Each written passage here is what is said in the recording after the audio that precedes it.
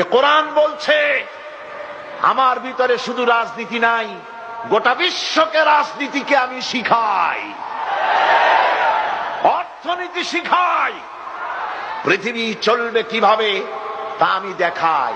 এই জন্য এই কোরআনের আসল মুফাসসির তো আমি নই, কোরআনের আসল মুফাসসির তো মাওলানা সিফাতুল্লাহ সাহেব নন, এর মুফাসসির তো মাওলানা আবুল কালাম আজাদ সাহেব নন, এর আসল মুফাসসির তো মাওলানা কামাল উদ্দিন জাফরি সাহেব নন। এর আসল মুফাসসির কে?